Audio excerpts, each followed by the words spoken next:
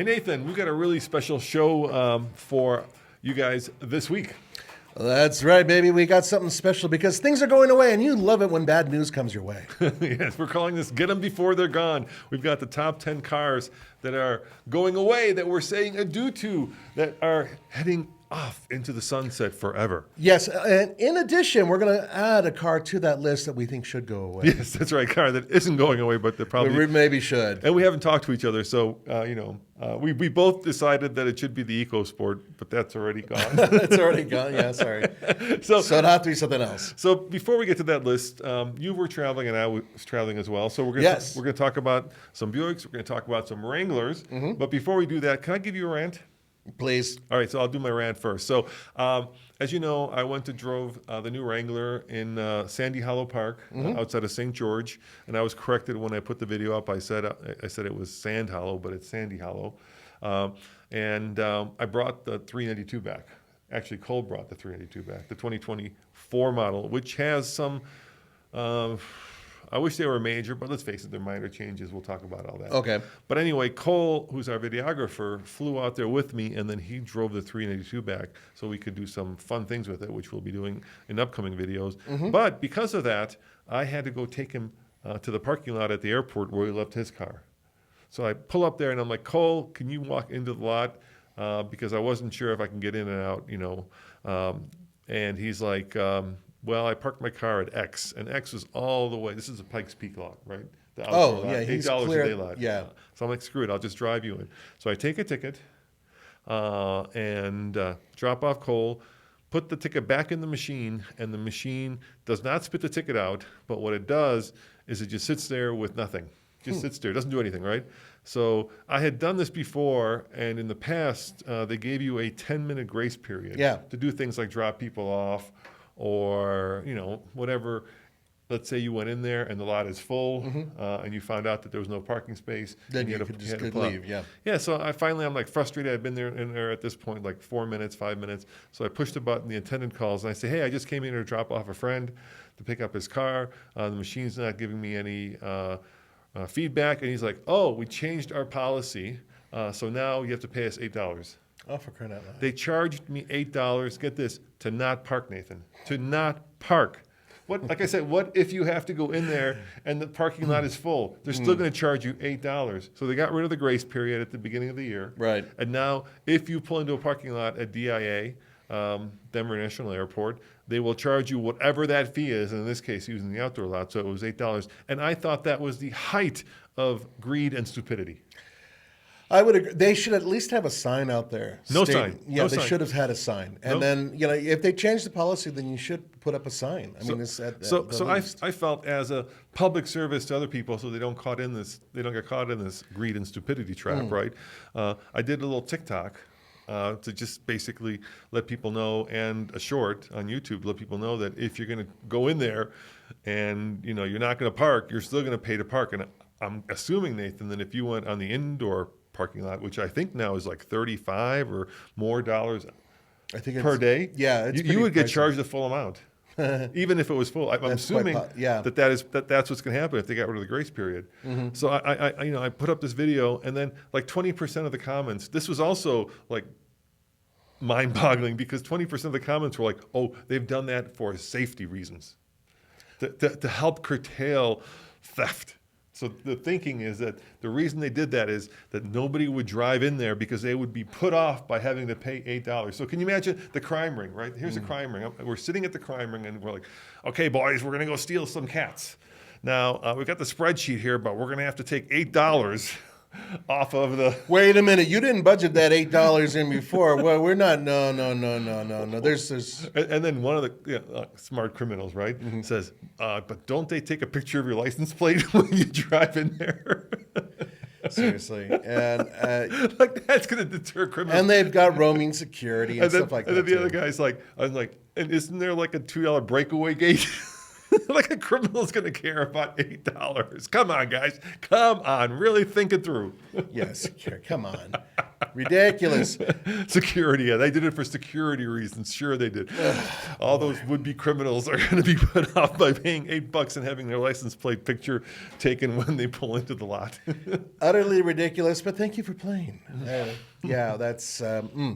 All right, that's my rant. So tell me about it. You just came back from a Buick program. Where'd you go? I went to Michigan. Yeah, okay. Of course. Ann Arbor. And right now, as we speak, Ann Arbor is suffering from the worst pollution in the world. And drought. They're really in drought, too.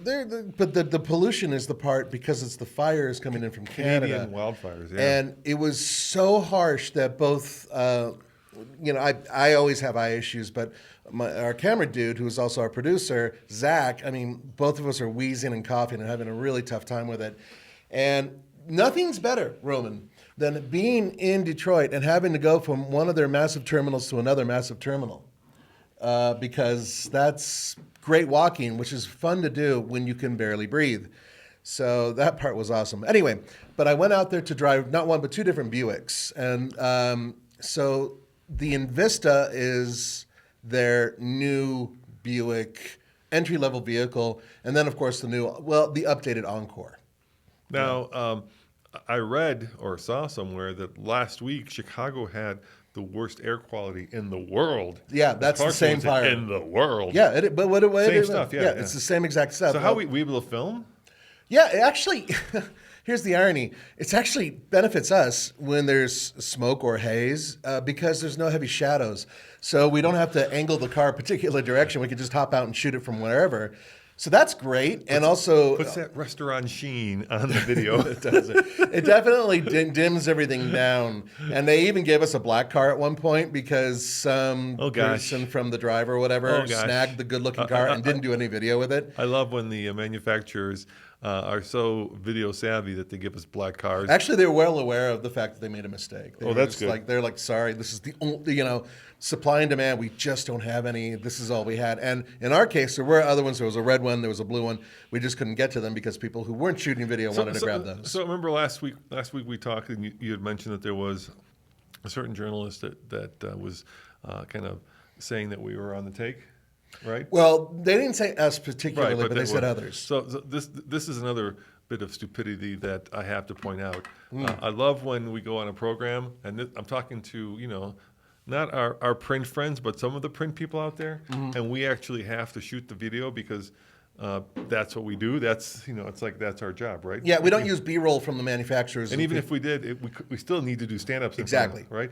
And then you go like to a scrum or you go to a program and they all jump in the bright color cars just so they can drive them, so they experience them. Yeah. Even though there's a black car there and they're going to use manufacturer pictures in their story, but they all grab the bright car, which we need for video. Yeah, that happens a lot. I don't know if that's on purpose or maybe that's just because they're...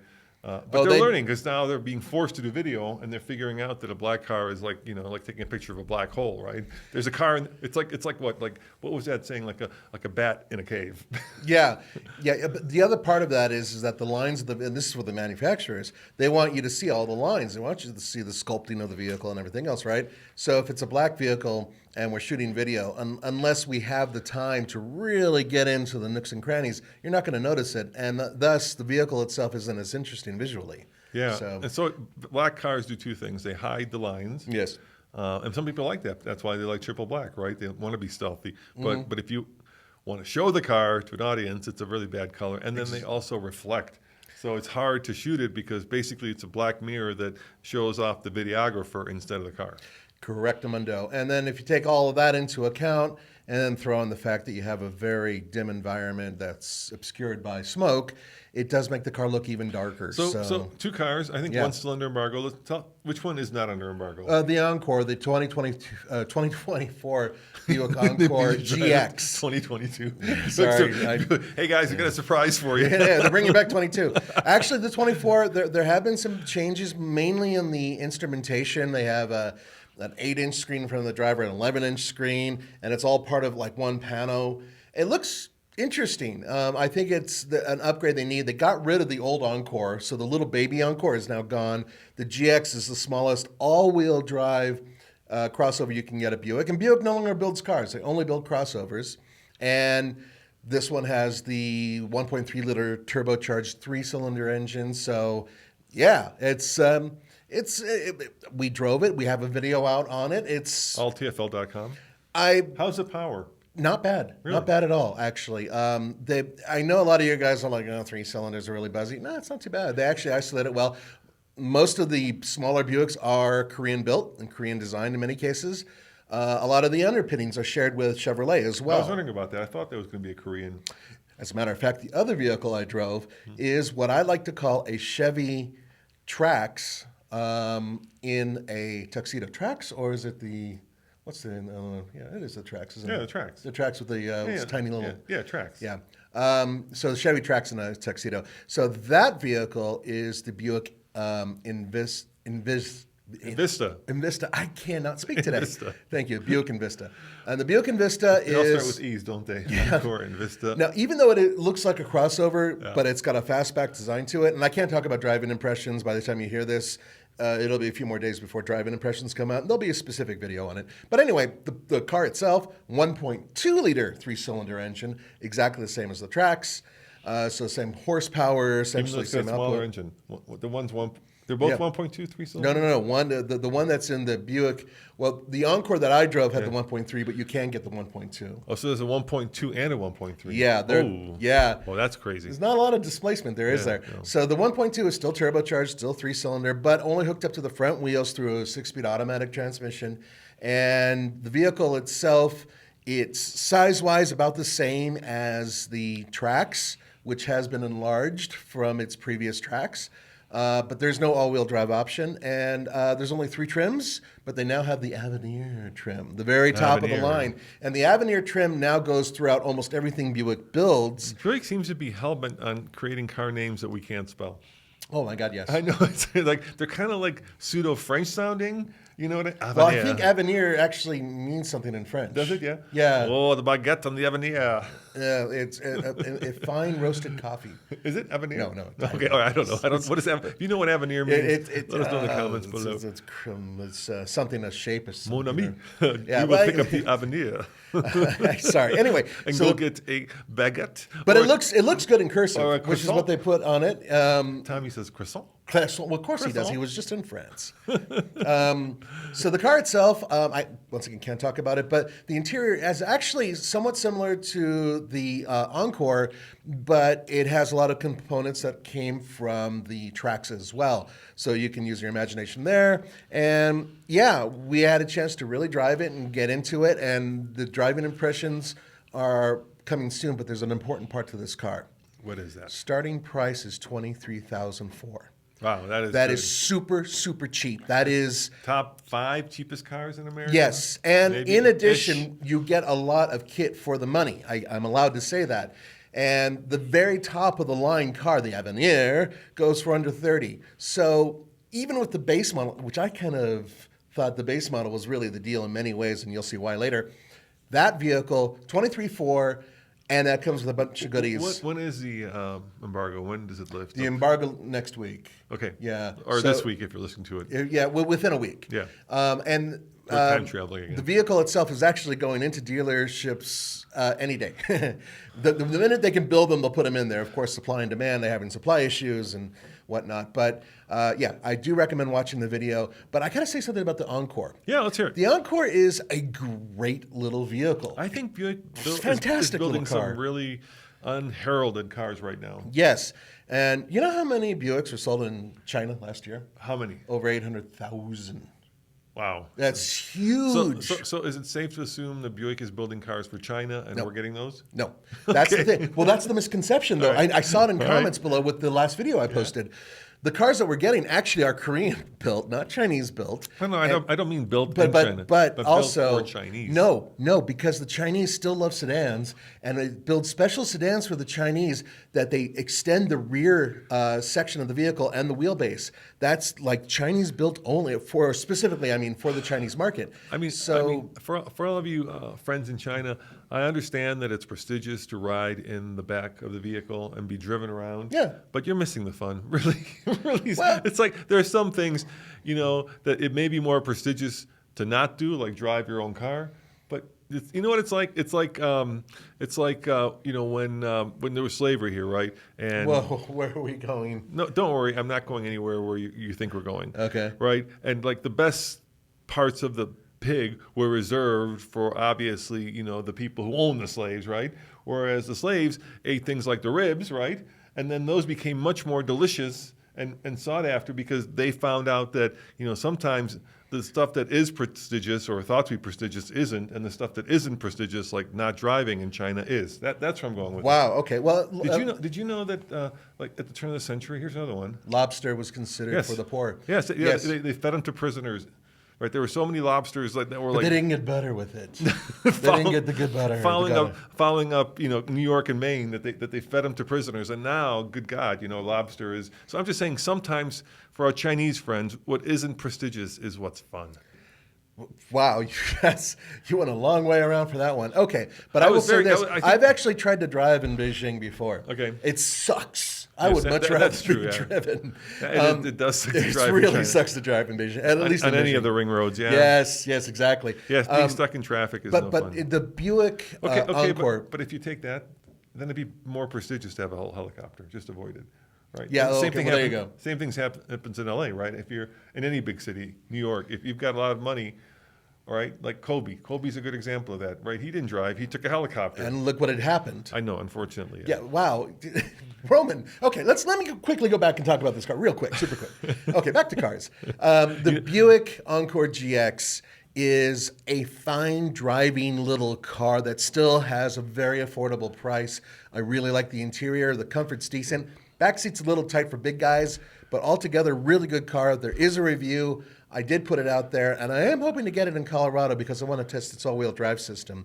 It's an interesting vehicle. Now, I did get to see something else there in Detroit, or in Michigan, but I can't talk about it, but I'll give you a little hint-ski. Okay.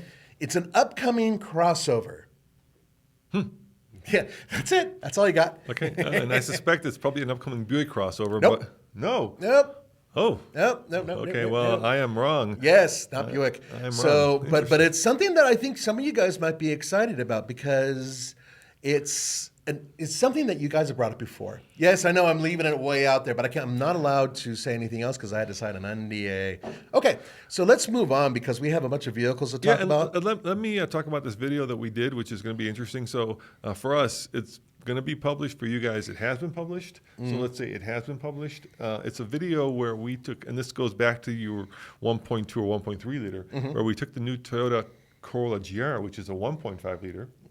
1.5? Right? Yeah, 3-cylinder. Yeah. And puts out 300 horsepower. It's a monster. Yeah, and we drag raced it against two classic American muscle cars. So we drag raced it against a Ford Mustang, and we drag raced it against a Corvette to see if a small displacement turbocharged engine can now and officially be more powerful than an American V8. Can I also add to that the car you're referring to, the Corolla GR, has all-wheel drive? Yes. It matters. It does. It does matter for the launch. Yes, it does matter for the launch. Anyway, so that should be published. So head on over to All TFL if you're curious to see the outcome of that. And I am curious as well because I haven't watched that video because I've been gone. And where have you been? I've been to St. George with our friends at Jeep. Yes. And got to drive the new 2024 Wrangler. And that one is difficult because it looks almost identical. If you look at it, you wouldn't know unless you were. Except for like the grill, right? The grill is a little bit shorter or narrower, and the reason for that is for the first time you can get a built-in winch from Warren from the factory. Oh, fantastic! So the winch stands up a little bit, but they still needed to get airflow, so they made the grill just a little bit narrower as opposed to. Well, taller. I thought the Rubicon did come with a not winch. From the factory. This is the first time ever. Really? Okay. Yeah. And there's a video. We did a couple of videos. They're out there already at All TFL. I did one where I did my first off-road, and of course I had a plethora of Wranglers to choose from. Which one did I choose? 392. Of course. Why wouldn't you? Yeah, right. And so I took that off-road. And there are three major differences with one significant difference. So, and I think all of these are because of the Bronco, if I'm guessing, right? Number one, you can now adjust the seats electrically as opposed to manually. Yeah. Imagine if you're like, now I'm doing this thing, if you're listening to this, where I'm holding the steering wheel and the steering wheel is pointing at the sky, right? You're on a big incline and you need to see over the front. So it was very hard to reach down and then try to slide your seat up because the Jeep is pretty much vertical. So now you just scoot your finger over the little button and it powers up electrically and you can see what's over the hood. Okay. So that's number one. Number two, they've replaced the screen and given a much bigger screen. Yes, that I remember. And of course, number three, the biggest change of all, depending on how you configure it, it now tows 5,000 pounds. Right. But that has to be the unlimited, so the four-door. Yes, it has to be the unlimited. It can't be the 392. That still tows 3,500. Mm-hmm. It can be the Pentastar. I think it could be the new 2-liter turbo. What about the 4xe? I don't know. I did a video where I went through all the Jeeps and all the price configurations, and we talked about it there. So you can find that on alltfl.com. Yeah, and I did tow with it, Nathan. Okay. Okay. The best thing I can say about it, because we had a 4,800-pound Airstream that we towed, is if you want to tow with the Jeep, get a what? Get a Gladiator? Yeah. It tows more. Yeah. It's much more stable. It's got a thicker, heavier frame. Yeah. I mean, look, it will tow 4,800 pounds. We did a 0 to 60. It was almost 20 seconds. And the other problem is we had the Pentastar. And that Pentastar we have in stubby, and it likes to scream. It screams all right. But I just feel, you know what I mean? It just you feel like you're hurting it. You feel like you're hurting it. And you're not, because we've taken it up the ike gauntlet where, several times. You know, where it screamed like 7,000 RPM the whole way up. And it was fine. Yeah. But it does that a lot when you're towing. Yeah, and it does. And then the other problem is the Airstream was wider than the Wrangler, and the mirrors were not. Right, and I would imagine maybe the mirrors are really bad. Maybe a little bit of tail wagging the dog in this case too. Yeah, you said it. Yeah. I was going there. Yeah. But the good news is, I was like, how are we going to tow 5,000 without a brake controller? And they now do this like factory installed brake controller, which was nice. So you now can get a Wrangler with, I'm sorry, no, it's not factory, it's dealer. My mistake, dealer installed. So if you are going to tow 5,000, you can get a dealer installed brake controller. But I would say if you're going to go to the dealer to do that, just swap it out for a Gladiator. You'll be much happier and you'll tow more. Yeah. It's like 6,900, I think, so you could do 2,000 more pounds and it'll be much happier. Plus you have more cargo capacity. Exactly. Seriously. And you have more payload, depending which one. Not if you get the diesel, but otherwise, I think the diesel's only like 1,000, maybe even less. And that diesel's not long for this world. As a matter of fact, speaking of not long for this world, we have a list of vehicles that are not long for this world that are going away. All right. And we have an addition here as well. We'll get to that in just a moment. But why don't we get to it? Because some of these needed to go away, I think, a while ago, just because there was some mudding. And the number, are we starting at number 1 or are we starting at number 10? As always, we'll do it in TFL order, number 10. So why don't you go right to it? What's number 10? These are vehicles that are going away this year. So get them before they're gone. Right, at the end of 2023, they're gone. And that is the Dodge Challenger, Charger, and the Chrysler 300, all of which built on a similar platform, all of which are going away. And what's perhaps even sadder to all of you high horsepower Hemi fans is that they're going to build the Hellcat engine, which is a 700 horsepower-ish, depending on where you put it, until the end of this year. And after this year, they're done building it, it's done. So that means there'll be, I guess, no more TRXs, right? Because they're not building anymore. Trucks are different. Are they? So they're yeah. Right, so in cars. Yeah. So that means, okay, so excuse me, I was wrong. So I guess the TRX soldiers on. For now. But the Charger Hellcat, dead. Challenger Hellcat, gone. And then the newly revised Chrysler 300 SRT was revised for 1 year only because it's going to be gone. Durango Hellcat, I believe that is gone. I think they may have already sold out of them. Yeah. So and then the 170, right? That was sold out a long time ago. So, that's correct. So get your Hellcats now in any of those flavors because starting next year, no longer. Now, so if you're wondering about the Durango, we don't know about some of the other large displacement versions of them that are powerful. That we'll probably find out within the next few months whether or not they soldier on for 2024. So that's a whole different thing. But they're still building Durangos, just so you know. Okay. So I was just on Craigslist this morning, and I think people are finally discovering the Chrysler 300 SRTs because there was one for sale. I've been looking for one. Not this one, and you'll figure out why. But I found one here in Denver in red, which I guess is a hard color to find. Now, those original SRT 8s were how many? Like 420 horsepower? Something like that, yeah. Yeah, because I remember driving it. We went to the track. You went on exactly. to Big Willow. That's right. Yeah, remember we tried to keep up with Ralph. That was no fun. Ralph not on the track. Us. Yes, not on the track. He absolutely eliminated us. Yeah. Anyway, so there was one for sale with 59,000 miles. How much do you think, Nathan? This is like, now we're looking at probably an 8-year-old car that would have been like, what, 55, 60,000 back in the day? 20 grand. 30 grand. 30 grand? How many miles? 60,000, give or take. Oof. Yeah. Yeah, I know. Well, I think that's the trend is going to move that way. People now realize, oh, well, the V8s and these powerful muscle cars are going to go away. I'm going to charge more.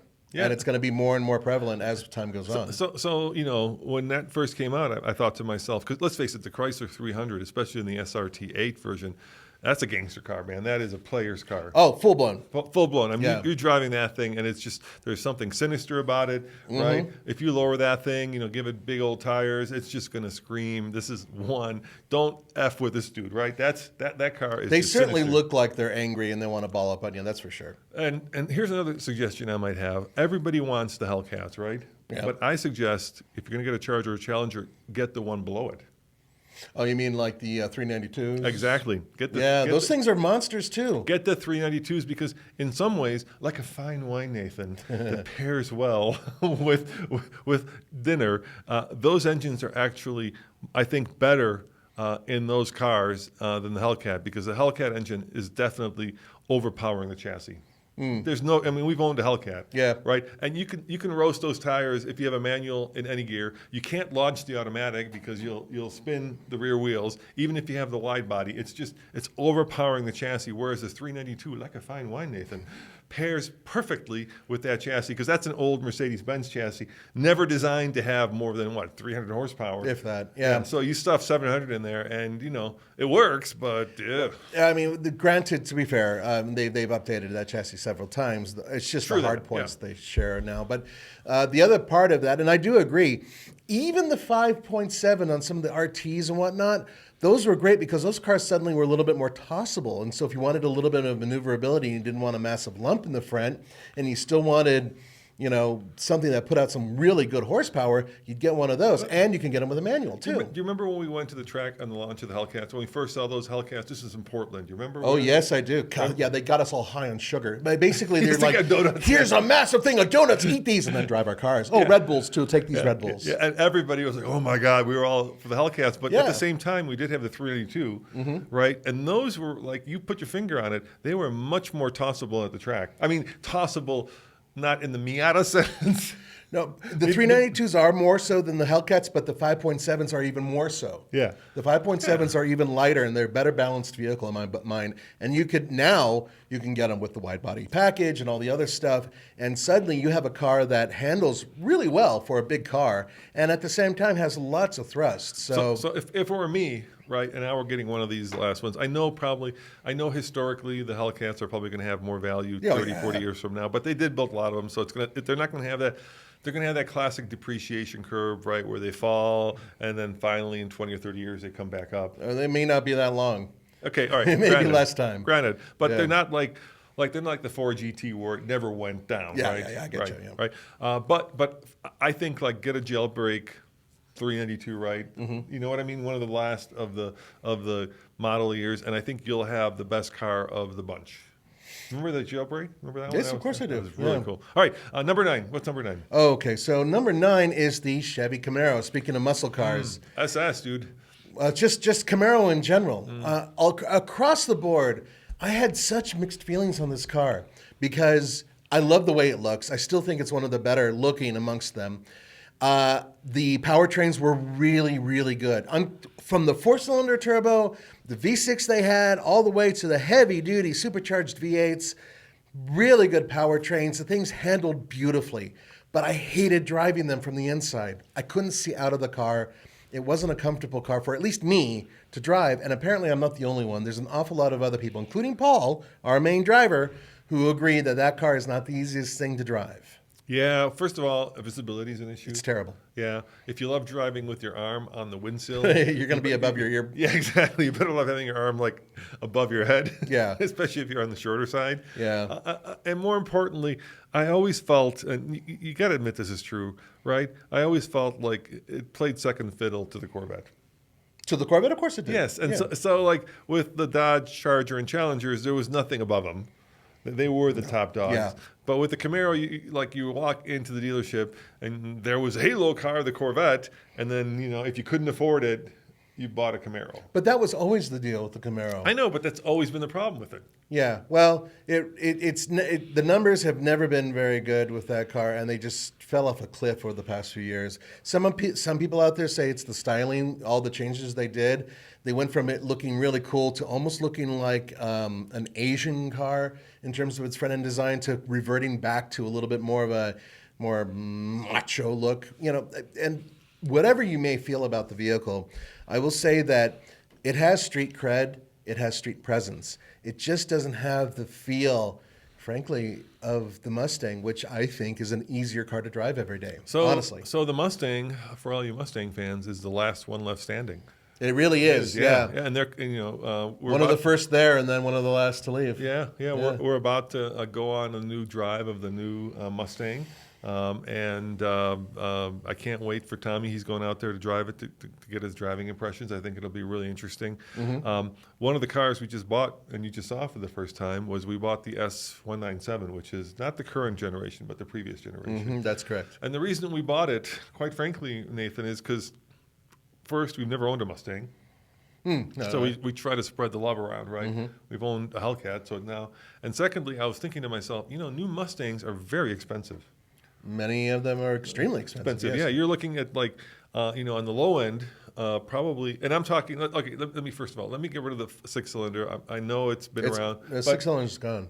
They only do 4-cylinder. Right. But in this conversation that we're about to have, I'm just talking about the V8. Oh, you're talking because a Mustang and a V8 pairs like a.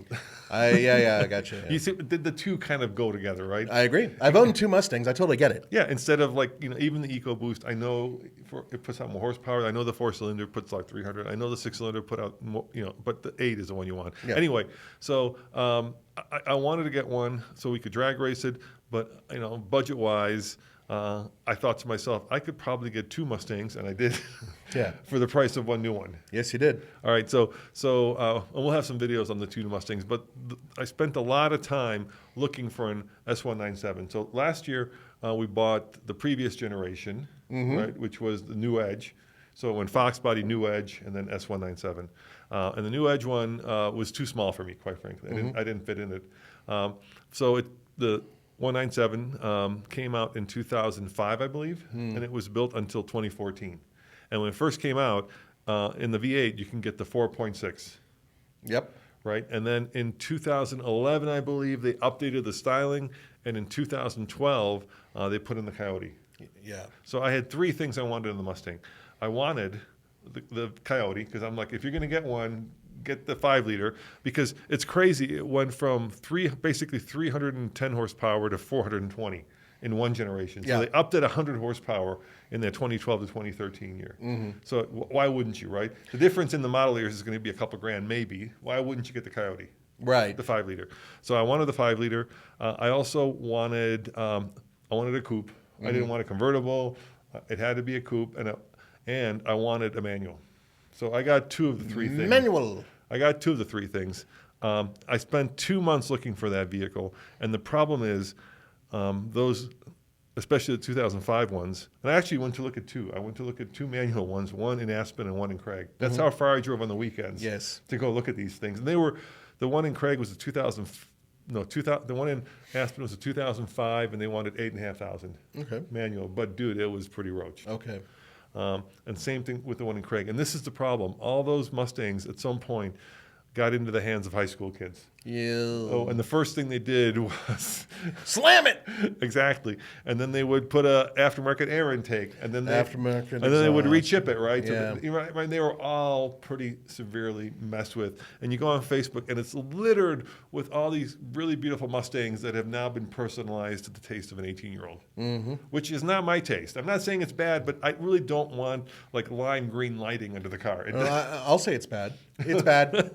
It's bad. Sorry, 18-year-olds, it's bad. Right. Don't put lighting underneath your car. Don't make it look like... Makes it heavier. Don't get slower.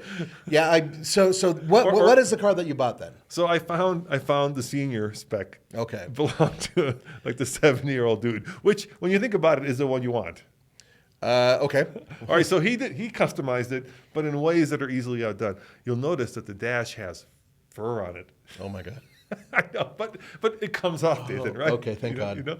And then if you go look at the car, this is really funny, right? It's got a whole bunch of cool senior spec stuff on it. If you go look at the car, he's got the original wheels, right? They're these silver alloys, right? But what he took is these carbon fiber cutout stickers and stuck them on the spokes. Oh, Lord. Yes, I know. Wow. Yeah, there's carbon fiber stickers on the spokes. They come off. I thought older people had better taste. Then he did something I used to do, but is no longer in vogue, which are louvers. Yes, louvers. It's got louvers. Well, of course they're not in vogue. They haven't been in vogue since the 80s. But they're cool. Well, that's what I mean by senior spec. Yeah, right? that part is definitely senior spec. Then, this is the cool part. I go, do you have both keys? And he goes, yes. And he reaches under the car. And he's got an extra key spot. Yeah, he had a hidden key with a magnet hidden underneath the car. Well, you old guys lose your memories, Roman. I mean, that's the guy was really the guy was super nice, right? Yeah. And then if you look inside on the dashboard, there's one of those. Remember, like you used to make with these little strips of plastic that you could like type things into. Oh, yeah. What are those things called? Label makers. Yeah, label. Yeah. Yeah. So there's a little label on the thing that says, "Don't forget to unplug Sirius." Oh, how funny is that? Senior spec. Yeah. It's brilliant. One question about senior spec, Yeah. and I think you kind of glossed over it. Yeah. Is it an automatic or a manual? It's an automatic. So you can never get everything you want. Yeah. I wanted a manual. I got the 6-speed automatic, which is actually okay. I think in 2005 that S197 had a 4-speed. So by 2014 they gave updated it to 6-speed. Yeah, which is okay. It's just that was when like manuals were still quicker than automatics. Yeah. So I want to say it's a half a second slower to 60 than the manual version. And besides, I mean, with that bad knee of yours, being able to move the stick around is very difficult. So you got yourself a Roman car. I'm going to get you a walker to put in the back of it. No, and it's this beautiful ruby red color. So get this. So the car has like 60,000 miles on it. He's been the original owner, which is what you want. Yeah, he wrote down all the oil changes, which is what you want. Yeah. There's no added air intake. There's no slamming. There's no chipping, which everybody does. Was he a heavy smoker? No, there's no smoking. He didn't tune it in any way, and we paid $22,500 for it, which is basically half the price of like a new GT V8 with a couple options. Yeah, probably less than half the price. A new GT with a couple options is going to be like $50K. Close to it. They started like 39. Yeah. So we got the same engine, 400 some horsepower, and all the senior spec stuff you can undo. So I'm going to do a video, but I want to ask you this. Okay. So Case comes in, and I'm like, I'm going to do something with this car, right? Because look, it's not ever going to be collectible. They built a lot of these, right? Not for another 50 years. Yeah. Right. I mean, it's going to be collectible in the sense that it was messed with, which they all are. But Case looks at it, and it's got this beautiful ruby red paint job, and he suggested we go all Iron Man on it. So by Iron Man, he means the paint. So he wants some gold in there too, or to make bronze, right? Because Iron Man has those like bronze-colored specks in his suit. Yeah. So like do bronze wheels.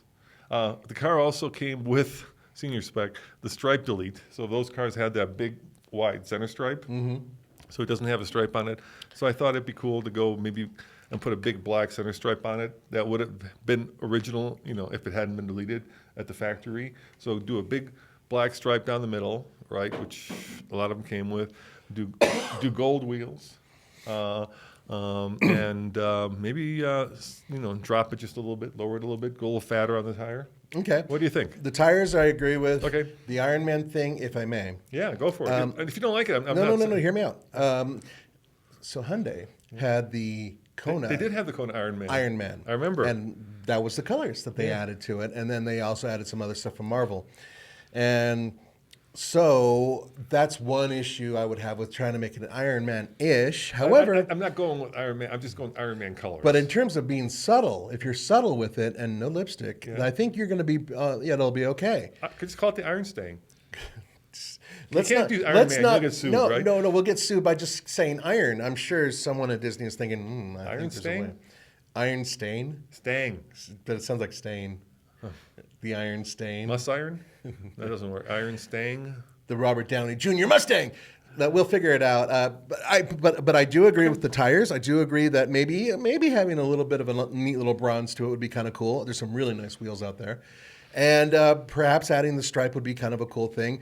And removing his stickers would be a great idea. Yeah, we're definitely going to do that. And the furry dashboard. Furry dashboard's got to go. But give it to Tommy. He'll love it. He loves Look, the furry anachronicus. dashboard protected the regular dashboard, and there's not a crack in it.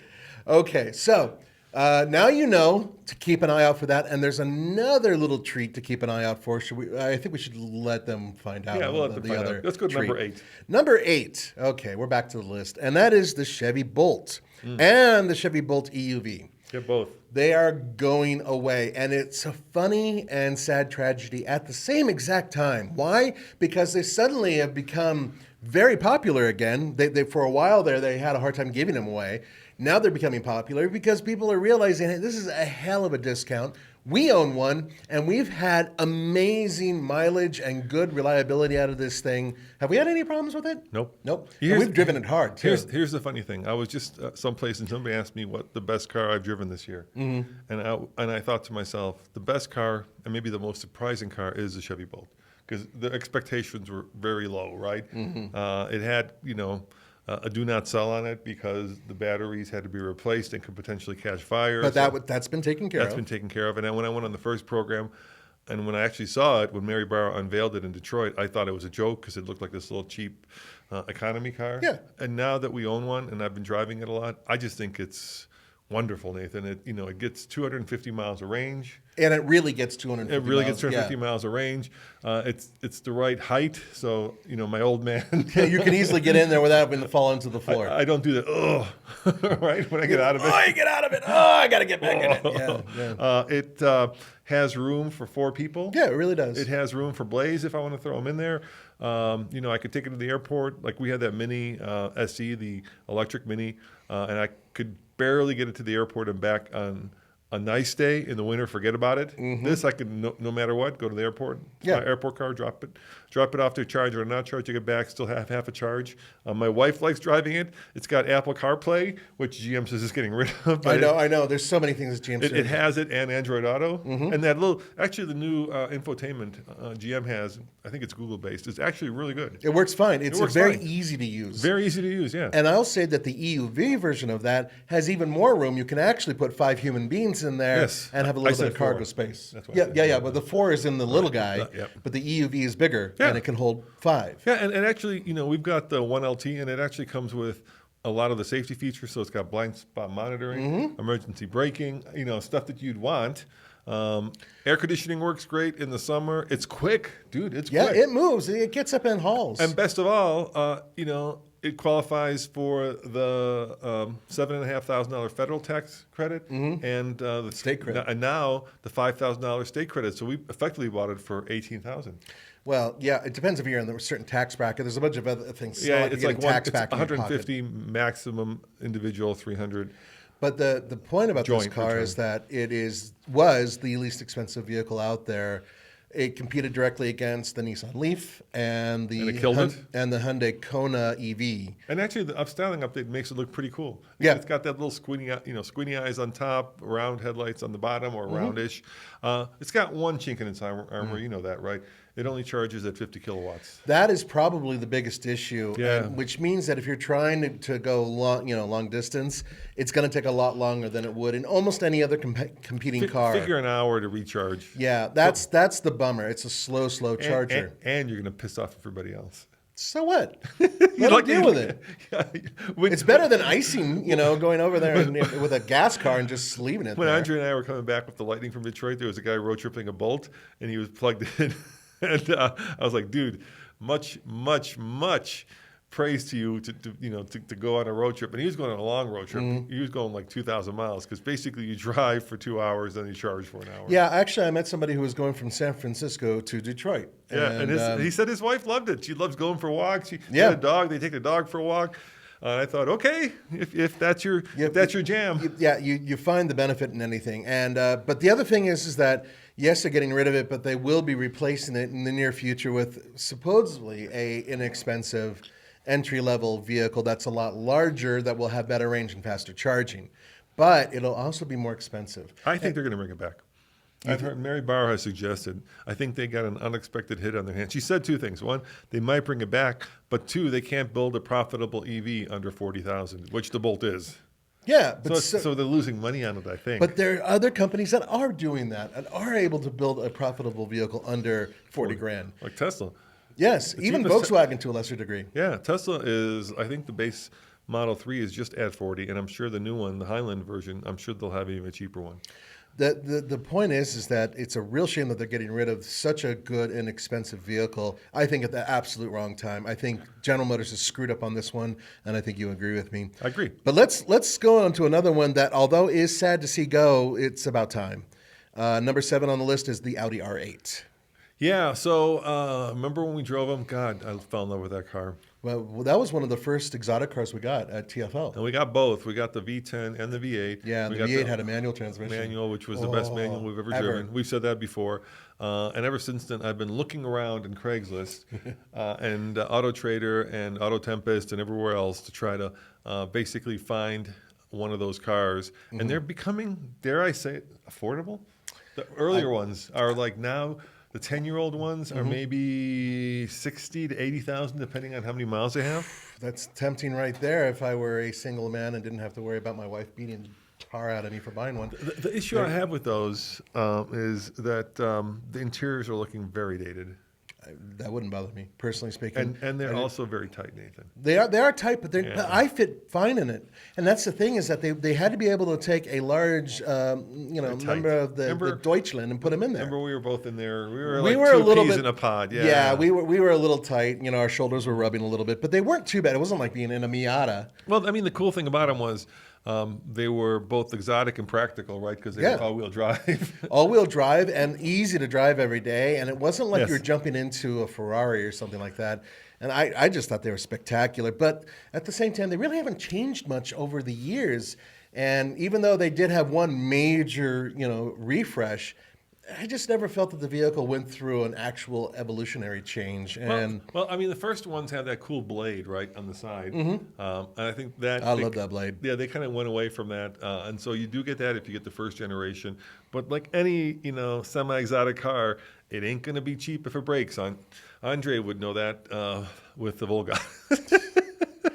That's apples and oranges. Really, that's apples. That's apples and bananas. Right. See, I would rather buy actually number 6 because number 6 is a hard one because it's a good car. It's a good car and it's actually seats your family. You can get away with it with your wife. And it's got real trunk space. 360 horsepower, if I'm right. A twin turbo V6 with the V6, yes. And nobody bought them, and it was basically a Kia version of an Audi. It was like the right car, the wrong brand. If Audi had built that car, they would have sold like hotcakes, but since Kia built the Stinger, unfortunately, I think people are just not ready for a premium Kia, and that's a shame because the Stinger is one hell of a good car. It really is, and it was related to the previous generation Genesis G70. Remember when we were at the launch of it and they actually showed us the prototype? Yeah. And then they actually built it for the most part? And that's the thing. They built something that they essentially were like, oh, it's a concept. So basically, it's like a S5, wouldn't you say? Kind of S6, maybe an S6, because an S5 would be a 2-door. This is a 4-door. Is it? Yeah, it's a 4-door. Yeah. So like an S6 for $20,000 less, built just as well. Styling is really just as sharp. Yeah, they're quick. They're fun. You can get them cool in a manual. Name. No, you can't get a manual. Oh, no, you're right. Only automatic. Yeah. The only manual it could get was its cousin, the G70 last generation, and only with the 4-cylinder. But it's still, I mean, you could get the 4-cylinder turbo or the V6 twin turbo, and these things are quick, like really, really quick. And some kids have figured it out and have slammed them and made them into, track cars or whatever. But for the most part, it just hasn't sold anywhere near what they wanted it to sell. And according to Kia, they're saying, well, listen, we are making room to eventually electrify our fleet, and this car just doesn't really work with that. They didn't really go into their sales numbers, which have been kind of dismal with this car, but I still think kudos to them for building something this cool. Yeah, I completely agree. I think there's a final edition, if I'm not mistaken, and I made that mistake when the Mitsubishi Evo did a final edition. I was tempted to buy it, right? There was the FE, and they were like $35,000, and now one of those things is worth like 60 or 70. Yeah, those are ridiculous numbers. I think the Kia Stinger final edition is also going to be valuable, but alas, we just bought a Mustang. So sorry, we're done for a while. Actually, 2 Mustangs. Until Roman gets restless, we're done for a while. Actually, we bought 3 V8s this week. Yes, we really have we're overachieving. And we're selling stuff. We sold 4 cars, I think. So Tommy sold his GP. Yeah. We sold the Trans Am. Yeah. We also sold the Porsche 944. So we sold. I'm sad to see that go, but we're selling Stubby. So if you want Stubby, info at TFL. We're asking 33 for it, which is worth every dime. And if you want, I'll add a sticker to it or 2. Speaking of cars that have that type of shape, the fastback design. I was going to say, speaking of cars that we're not sad to see them go away. Well, this is a conundrum. So number 5 is the VW Arteon, which is like their coupified 4-door. It's sort of what the Passat should have been in many ways in terms of design, but never was for the United States because we weren't allowed to have a cool Passat. But in addition, it's 3/4 of the way there, but it never was the hot car that it looked like. It never was as fast. The Germans got onto this craze, and they all have to match each other, right? Of building 4-door coupes, which to me just seems silly to have a coupe, which is especially a 2-door, SUVs, right? Yeah, and then create a low-slung 4-door and mimic, because the back seat room is ridiculous. Yeah, the headroom goes it's away. not very good. And it still doesn't have that kind of sexiness of the coupe because it's got 4 doors instead of 2. Yeah. And that's actually not going away. It's really being replaced, I believe, by the ID7. Is that the one that's going to be the electric version of this? Yeah. Yep. I went out to New York to see the car in person. So it's kind of so it's not going to be called But it's not as sexy as the Arteon. The Arteon is a good-looking car. Like, aesthetically, it's a great-looking car, but it was just put at the wrong time, wrong place. In my mind, it kind of replaced the CC, which I loved. Every once in a while, I browse and look to see if I can find the 2-liter turbo CC with the manual. That would be just a great extra car to have. Of course, my wife, once again, would hurt me. Sadly, that is going away. The next car on this list needs to go away and needed to go away a while ago, I'm sorry to say. Okay. And that is the Audi TT. I like the Audi TT. I know you bought one. Because I bought one. That was a mistake. So I bought the one with the baseball interior, first generation. Which looked cool. Which looked cool and fell apart after about 100,000 miles, and I had it at 120. So I was happy to get rid of it because the dashboard on any given morning would light up like a Christmas tree with the warning lights. Yeah.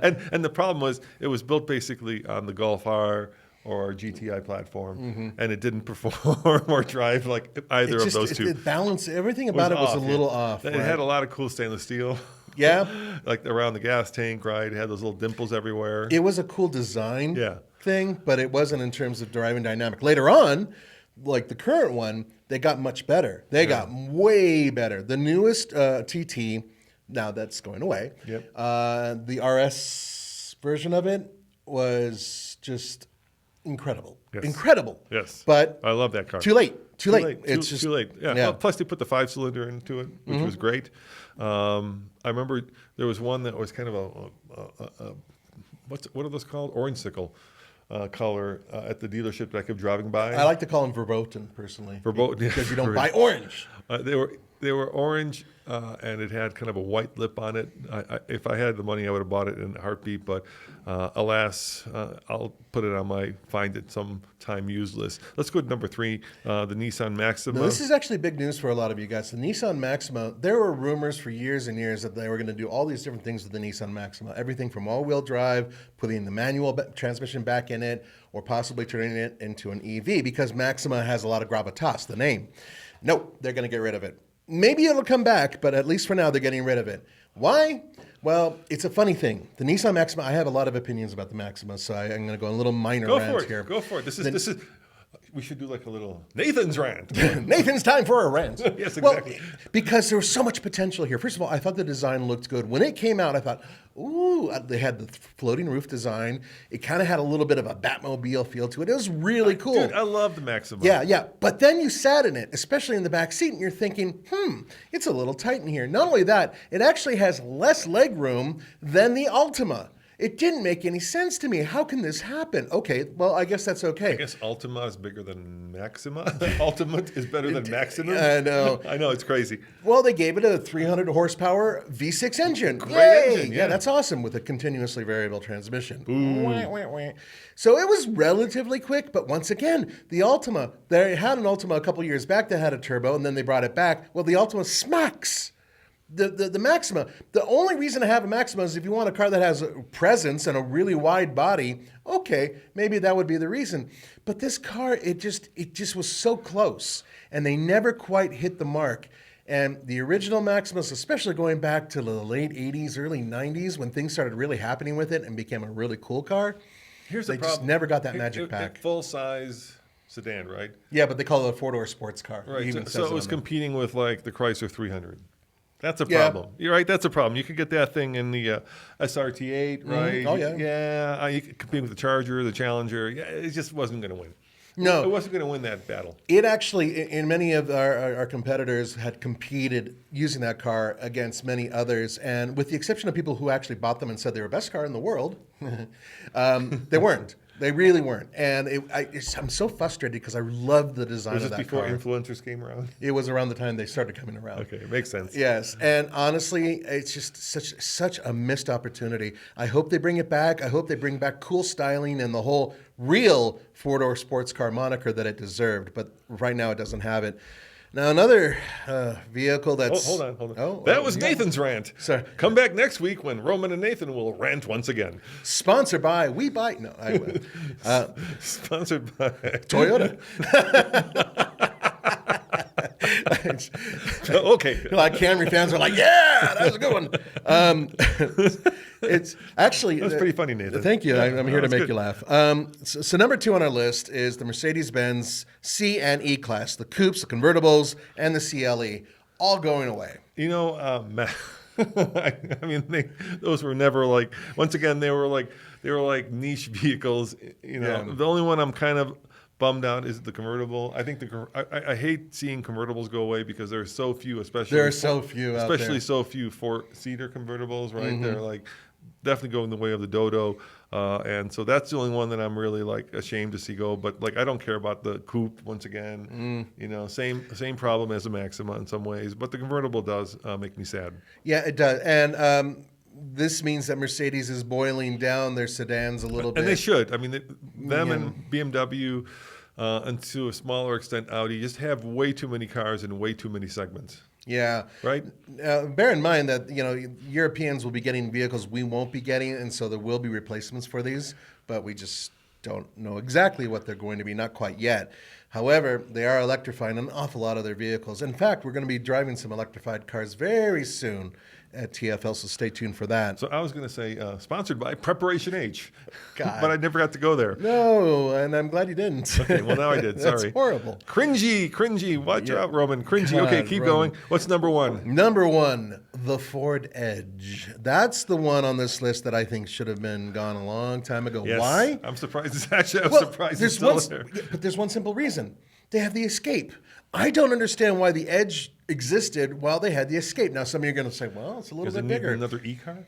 No, it's just, it wasn't that much bigger, guys. I said e-car, not bigger. Another E. Yeah, I gotcha. No, It was okay, and they built the Edge ST, which was kind of sort of interesting for a minute. But really, the Edge just never had the need, or it didn't have the audience that the Escape had. And I think that they kind of divvied up the pool too much with that car. All right. In the last few minutes that we have left, Nathan, yes. Let me look at my watch here. Yes, I'm gonna give you my bonus because it's gonna be something that you're never gonna expect. So I've challenged Nathan and myself to come up with cars that should be discontinued. Don't you say Corvette? I'm not gonna say that. Okay. Okay. Here is mine. Cars that should be discontinued. Okay. You'll never see this coming. Okay. Ferrari Parasangue, or Parasangue. You know why? Because Ferrari basically just built the Toyota Crown and called it a thoroughbred. Oh my God! It is exactly that. You're not only going to tick off Ferrari fans, you're going to tick off Toyota fans come too. On, they built a Crown. They built a Crown and called it an SUV. That's exactly what they did. They took a sporty car, made it taller, right? Sporty. A sedan. Basically built a sedan, right? 4-door sedan, taller. And instead of building what I think Maserati, which didn't do very well, but Lamborghini, which did well, built, which is an SUV, something that is practical and you can shove kids and stuff in the back of it, like the Urus, right? Mm-hmm. Bad name, good car. They built this stupid, lifted sedan and decided that, call it a thoroughbred, put a V12 in it, and everybody, freaked the out. And, we didn't go on the launch, and we never will at this rate, obviously. No, not going there. But I'm like, that's a classic one where you look at it, and then you watch the reviews, and they're all, fighting over it, and you go, dude, the king has no clothes on, really. Why did Ferrari? I mean, the thing about a crossover and SUV that makes them so popular, right? The thing about the Cayenne that exploded Porsche, right? Mm-hmm. And right now, I want to say Urus, and I'm pretty sure about this. It's one of the best-selling Lamborghinis. Yeah, it's 60 to 70% of their Uruses, right? They're going to reach 10,000, which is, for Lamborghini, huge annual numbers, is because of the utility. Right? It's a car you can take and pick up the kids in. It's a car you can take skiing. Right? A tall Crown competitor is not that. It's just, I think Lamborghini and Maserati and Porsche all nailed it, and Ferrari wanted to be different. And so instead of building they didn't believe that they could ever have an SUV or a crossover, that's Ferrari, so they had to go with a tall sedan. To me, it's just silly. I don't care if you put a 12-cylinder and a 16-cylinder, you're missing the point, and that's utility. You know the seats in the back of that thing? Mm-hmm. It only seats 4. Yeah. Right? Because they're individual in the back, right? Sure. They're the same seats that are in the front. It's kind of like the DBX, same problem, right? Yeah. But the people, you've already got that sports car at home. If you own, if you're buying a Parasangue or an Urus, you probably already have a different Lamborghini or Ferrari in your garage, right? Mm-hmm. So you don't need a tall sedan. What you want is something that you can just throw crap and kids and things into and not worry about. So that's my argument. That's why it should be discontinued. All right, that's another Roman rant. You get 2 for the price of 1. You've taken your Geritol today, right? Sponsored by one thing that I will sponsored by Alfa Romeo. Sure. You said the king has no clothes, right? Yes. Indeed, the king has no clothes, but he's well endowed. With a V12 engine in that thing, I say that thing has out of the super fast. It's quick, okay. But I'm not gonna fight you on this one because I just never thought that Ferrari should have built anything with 4 doors to begin with, and that's just. Well, am I wrong? Even about with them the FF, I had issues with that. Am I wrong about them building a Crown? No, it's not a Crown. It has some similar. It's very similar. It's similar in 2 lines. No, not the look of it, but what it is, a tall sedan. That's what they built, a tall sedan. That's what the Crown is. Okay. Right. Anyway. Right. What's your car that should be discontinued? Well, this is the funny part, because I winced when you said it. The Crown. Well, there you go. No, so, dude, the Crown is going to sell. You know why? Because it's very comfortable. No, it's not. It is. Not in the back seat. Who cares about the back? I care about the back seat. That's why you buy a 4. Oh, dude, it's 4 doors, and you put unless your kids are short, they're going to hit their heads when they go in the back because of the way they designed the back. And that's my problem with the car. No, but the people who are buying the car, their kids are long gone, dude. The kids are long out of the house. And their grandkids are tall. And their grandkids are young. This is for old, hormones, empty nesters, right, who have a hard time getting out.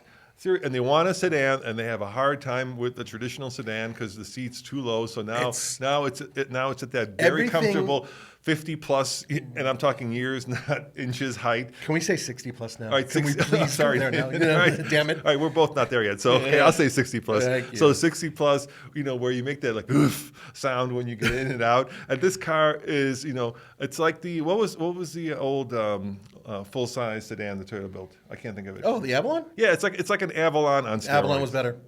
Avalon was better. It basically replaces that. And the Avalon always did sell because there will always be a certain percentage of the population that are empty nesters, love sedans because their dad drove a sedan or or their husband drove, whatever it is, right? I don't want to be like just guys. So of course not. Their moms drove a sedan, right? And so they want a sedan, and this thing will sell, I'm sure it's going to sell 20,000 units every year, year in, year out, and they'll be fine with it. Okay, so they took all the utility out of the utility vehicle, essentially. But the people who are buying this don't want Yes, they want to be able to put their walkers in the back without having to lift it over a high trunk. They want to be able to take all of the Geritol that they're going to put in people who have walkers are too hair old care for products this. And everything else in the back of it. The people who have walkers they're driving those little scooters around. No, and then the scooter gets driven up to the vehicle and everything else. And if they have a scooter, they've got some old GM van, right, that you can just shove it in the back of. Wow, we're going to lose so many listeners. No, it's true. This is the truth. I'm sorry, guys. A little scooter. Okay, if you're driving a Rascal, I apologize for Roman. You're not going to be driving a Rascal and getting into your Crown. No, you're not, because you have no place to store it. You don't have an inside deck to put anything into. You have no utility in that vehicle, which should have more utility. You have no backseat space where you should have backseat space. So we're agreed. Tall sedans should not be built. No more tall sedans. By either Toyota or Ferrari. There you have it, guys. We finally came. But at the end of the day, one final thing, though. Congratulations to Ferrari for winning Le Mans. Yeah, I know. I was. Oh, dude, you were rooting for them. Oh no, yes, you were. Yeah, what is that crap called? So Le Mans does this. This is another thing I have a huge issue with. First of all, Cadillac or Toyota, if they hadn't hit a squirrel, would have won that. I got it. Okay, all right. So what do they call that? Balance of performance. Basically, what the French do, and people seem to have no problem with this, but I have a problem with it, is what you could do in that series is like if you're too successful, so if you win all these races leading up to Le Mans, they will actually add weight to your car to make it more fair. It's more competitive. No, dude. They'll put a Toyota Crown backseat in it, which is useless. So potentially, and this is supposedly potentially happened, what you could do is purposefully lose all the races up to Le Mans because everybody wants to win Le Mans. Nobody cares about the rest, just so that you have an advantage at Le Mans. So you start gaining the system, right? Is it gaining or gaming? I never know. The system, right? So why don't they just do the best car wins? Why do you have? I'm not disagreeing with that. Shouldn't that be just the best engineering, the best driver? Why are you adding? I still think that the best engineered cars win the race more often than not. But if they're trying to level the playing field by making very well engineered. So let's say you're Cadillac and you've engineered this really great car, and they say, oh no, it's too fast. It is too fast. We must add 50 kilos to your car. What's the point of spending all those millions of dollars engineering all the weight out of it so that the French can add 50 more kilos of weight to it because the car is too successful? That makes no sense. And I get that's FIA, and that's FIA. That's not just the French. One thing, I get that they're trying to make the race more competitive, but the fun of it is, I used to do a lot of triathlons, right? Yeah. And I carried around a lot more weight. Yeah, you were a Clydesdale. I was a Clydesdale. But there was a Clydesdale category. Okay, this is a good analogy, actually. But the Clydesdale category, for the most part, didn't count in the overall. You see what I'm saying? There was no special like. But Roman, had you won, which you never did, but had you won, imagine saying, I beat all those little skinny men. But I wouldn't. I beat them all. Because they didn't eat the ice cream and the cake and stuff after the race, right? Okay, But stuck to their diet. Imagine, though, if Cadillac had won with all of those things, and they could have said, not only did we win, but we won with an extra 50 kilos inside the car. Thank you, FIA. They would have been awesome. And how did they know that 50 isn't the right number? Where do they come up with Because they have engineers and people who actually race daily and you don't think there's politics involved in that? Yes, there are some politics as well. Obviously, a Russian car right now won't be allowed to compete. There it is. Okay, hey guys, we got to get running. We have other stuff to do. Thank you so much for joining us. We appreciate it. I hope you have a great week. Yeah, and remember, go to alltfl.com to see all these cars we've been talking about, and we'll see you next week. Ciao. Cheers.